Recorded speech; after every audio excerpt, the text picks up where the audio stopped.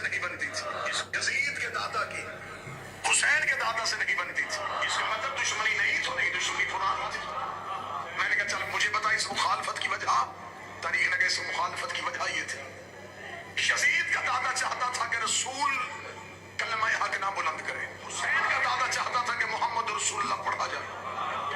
मैंने कहा अच्छा तो इसका मतलब है कि लड़ाई की वजह मोहम्मद रसूलुल्लाह था, उसके दादाओं के दरमियान मोहम्मद रसूलुल्लाह था।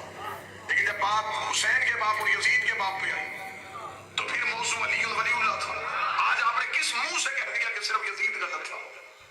सर पे कुरान रख के बता, यजीद को वोटें किसने दी थी? उसे तख्त खिलाफत किसने दिया था? उसे ताज किसने पहनाया था? उसे तख्त पे बिठाया किसने था? वो 18,000 मुफ्ती कौन से थे? वो कारियाने कुरान कौन कौन से थे? किस शहर में उसका कौन कौन गवर्नर नाफिज था? इसका मतलब यजीद आजाद उम्मीदवार नहीं था, पार्टी के टिकट पे था। यजीद के अस्सलाम वालेकुम रहमतुल्लाहि व बरकातहू।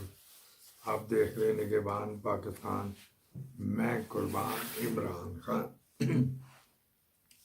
ये जो इस तरह के क्लिप सुनाए जाते हैं इसी के अंदर बड़ी दानाई की बातें होती हैं। इसमें फरमाया गया कि यजीद के साथ 18,000 मुफ्तियान का फतवा था, 18,000 मुफ्तियान उसके साथ मिले हुए थे।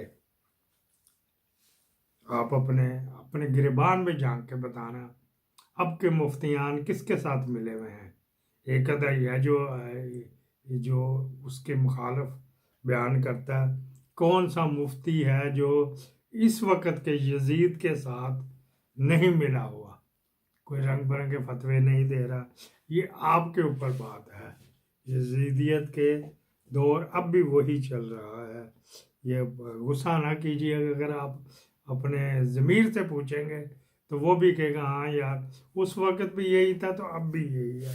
अब के मुफ्तियान भी यही चल रहे हैं। आप देख रहे हैं निगहबान पाकिस्तान, मैं कुर्बान Imran Khan. Special breaking news के साथ हाजिर है। उसमें टिप थोड़ी थोड़ी टिप भी देंगे। दुनिया के नंबर 1 एजेंसी का डीजी गद्दार था और अपनी सरफस भी पूरी कर गया। वाह जी वाह, फैज हमीद की बात कर रहा है। दुनिया के नंबर वन एजेंसी को आज पता चला कि वो गद्दार था। वाह वाह वाह वाह वाह, उसको आज पता लगा। वो अपनी पीरियड भी पूरा कर गया है, डीजीसीआई भी रहा और डायरेक्टर जनरल आईएसआई भी रहा।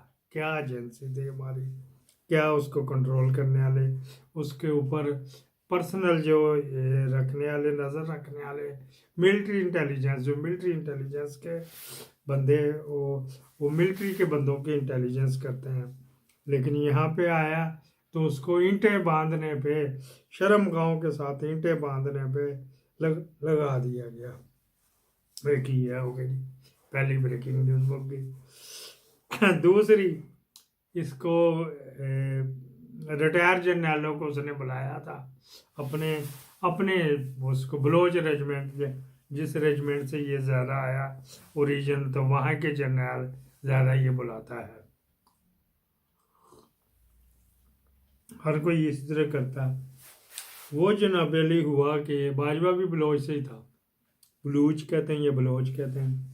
वहाँ पे उन्होंने कहा जी अपना बिस्तर गोल करो तो निकल लो, वेले सर निकल लो, तो ये जाने, शबाज शरीफ जाने तो वो जाने, आप निकल लो तो किसी ने तजवीज़ दिया नत्थू को बना दो, किसी ने क्या पत्तू को बना दो, किसी ने क्या क्या, किसी ने क्या क्या, तो तुम मोटर लगवाने के बहाने रिटायर्ड हर्ड होके बाइज्जत तौर पे चला जा। ये आपको कहीं खबर नहीं मिलेगी, हम बताते हैं। अच्छा जी, गुटखा मशरूब मगरब भी साथ चल रहे थे उस वक्त, सच्ची बातें भी होती। फिर इसने कहा कि ये नहीं, गाली दे के, पब्लिक को गाली दे के, जो बाईकाट चल रहा है, नहीं देगा मैं ये मंगवा दूँ, एक्सपोर्ट कर दूंगा। हाँ जी, एक्सपोर्ट कर दूंगा, अपनी खाद एक्सपोर्ट कर दूंगा। फौजी फर्टिलाइजर तो पता नहीं क्या क्या 3-4 यूनिट है ना। तो इस अकल के अंधे को उन्होंने कहा कि इंडिया किससे ज़्यादा सस्ती है, उसकी नहीं कोई ले रहा तो तेरी किस तरह ले लेगा, तू नंगी कर करके देगा। ये मैं कह रहा हूँ। अच्छा जी, जब मुल्क को ज़रूरत होगी फिर इंपोर्ट करेंगे। यहाँ से को पैसे बाहर भेजे ना, कब जब्त किए जा रहे हैं। कहीं पहले तो 5 मिनट में, 2 मिनट में, 15 सेकंड में जाती थी ना पेमेंट्स। कल की मैंने कहीं भेजी हुई तो अभी तक नहीं जी उसको मिली। 1998 में भी यही था, यही नवाज शरीफ, और अब भी यही है। इनके बस यही होती कि जो मुर्दे दफनाने आते हैं तो फलाने कुत्ते भी ले छोड़े, उनके साथ इंतकाम लिया जाए। यहाँ पे चले गए। उसी में एक और था, ये भी ब्रेकिंग, तीसरी ब्रेकिंग न्यूज है। तीसरा, दूसरा था ना सईद अनवर का, नहीं सईद मोहम्मद सईद का, दूसरा फैसलाबादी का। सईद अनवर तो बैट्समैन, ओपनर बैट्समैन था। तो ये सईद अनवर का दूसरा नहीं, तीसरा, कि वहां पे जब चल रहा था, आज़ाद कश्मीर से उसने अपना बेली बुलाया हुआ था। बड़ा दुख हुआ। Hidayatur Rahman, retire lieutenant general Hidayatur Rahman, उसने भी बीच में इसको वाह वाह वाह वाह वाह वाह, कुर्बान कुर्बान पखैरा दिल तराशा, उसको उस मोड़े पे उठा के रखा। ये हदायतुर रहमान वो था जो औरत गई थी एपीएस के सिलसिले में। ये एपीएस से अगले दिन मीटिंग हुई है 17 तारीख को, ठीक है जी। एपीएस के सिलसिले में मीटिंग नहीं, गपशप हुई है।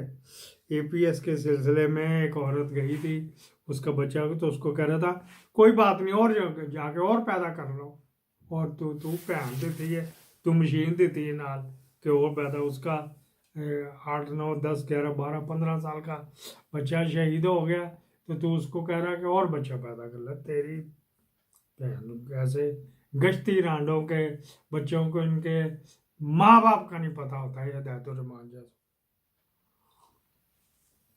वो पूछता पापा कौन है, करे बस जिस दिन रात को जो बंदा तू देखे ना तो वही तेरा पापा है। बस ऐसा अपने पापा के ना पूछना, और इससे ज्यादा मैं क्या करूं।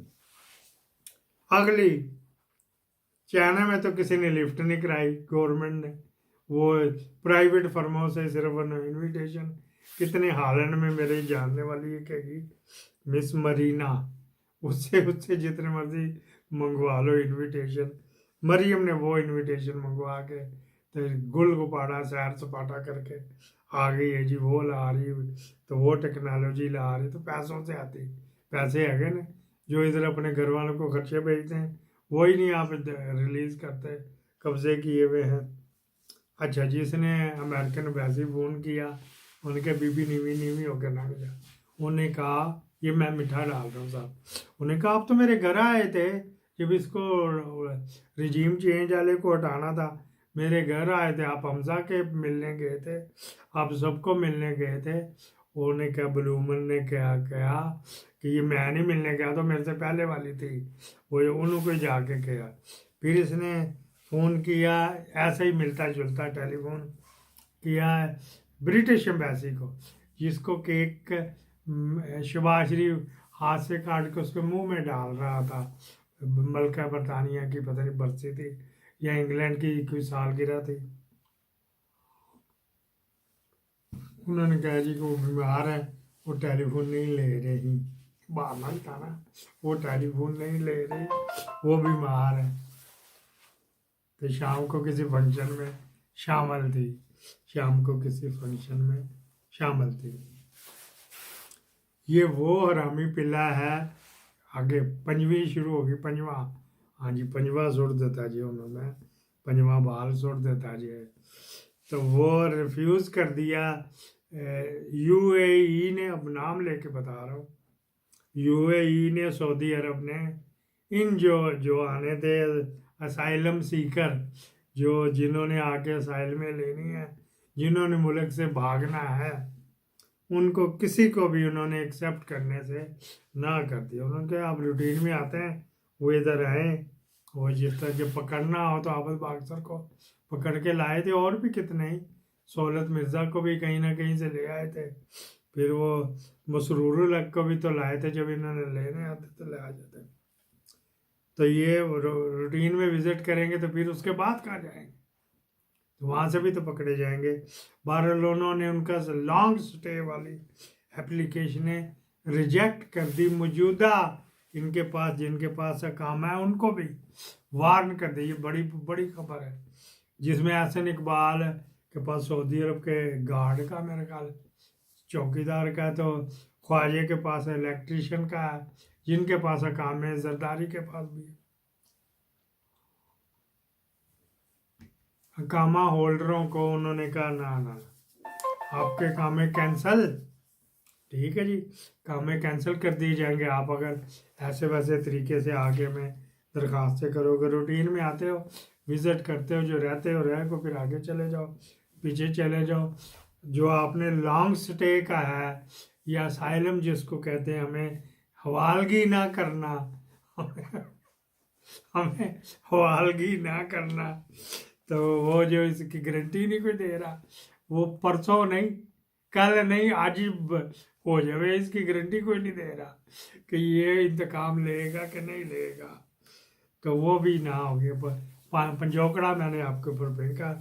आपके जो है ना वो ताबेदार, मैं आपके फीडबैक का मुंतज़र हूँ। तो जनाब अली फायरवॉल से मुझे बचाओ।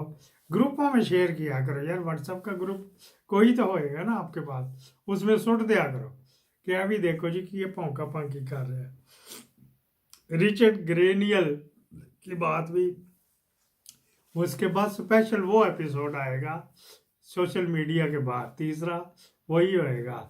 शाम ਨੂੰ ਕੰਮ ਤੇ ਜਾਣਾ, ਉਸ शाम तक ਇੱਥੇ ही है पाकिस्तान जिंदाबाद।